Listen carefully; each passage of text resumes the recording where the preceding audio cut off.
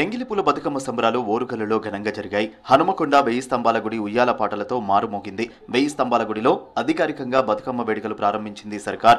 మంత్రులు కొండా సురేఖ, సీతక్క బతుకమ్మలతో ఆలయాలకు వచ్చి బతుకమ్మ ఆడారు. ఈ సందర్భంగా బతుకమ్మ పాట పాడి ఆకట్టుకున్నారు.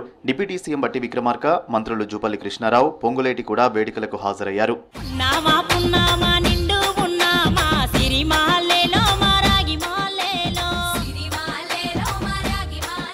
వరంగల్ హనుమకొండ నుంచి పెద్ద ఎత్తున 1000 స్తంభాల గుడిలో బతుకమ్మ వేడుకలకు తరలి వచ్చారు మహిళలు. తీరొక్క బతుకమ్మను తెచ్చి గౌరమ్మను కొలిచారు. సంప్రదాయ దుస్తుల్లో తెలంగాణ సంస్కృతి ఉట్టిపడేలా బతుకమ్మ ఆడి సందడి చేశారు. వేలాది మంది మహిళలు రంగురంగుల బతుకమ్మలతో 1000 స్తంభాల గుడి ప్రత్యేక శోభ సంతరించుకుంది.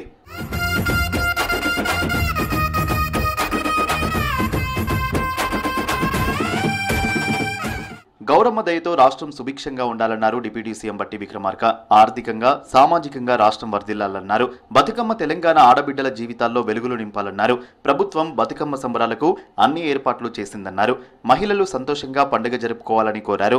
బతుకమ్మ శుభాకాంక్షలు తెలిపారు. ఈ బతుకమ్మ పండుగ ద్వారా రాష్ట్ర ప్రజలందరికీ కూడా ఆరోగ్యాన్ని అట్లాగే సంపదను తీసుకొని రావటం కోసం ఈ 9 రోజులు ఈ బతుకమ్మ సంబరాలు పెద్ద ఎత్తున బలవంతం కావాలని. బతుకమ్మ పండుగకు పుట్టినిల్లు ఓరుగల్లు అన్నారు మంత్రి సీతక్క. ఓరుగల్లుకు బతుకమ్మకు విడదీయలేని బంధం ఉందన్నారు. కాకతీయుల కాలం నుంచే బతుకమ్మ ఉందన్నారు.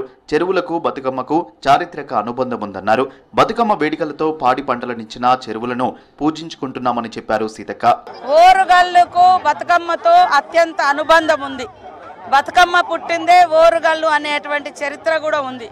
ఆ చారిత్రక నేపథ్యాన్ని దృష్టిలో పెట్టుకొని ఓరుగల్లులో 1000 స్తంభాల గుడిలో అనాదిగా తరతరాలుగా ఆడుతున్న చరిత్ర ఓరుగల్లుకున్నది. తెలంగాణకు పెద్ద పండుగ బతుకమ్మ అన్నారు మంత్రి కొండా సురేఖ.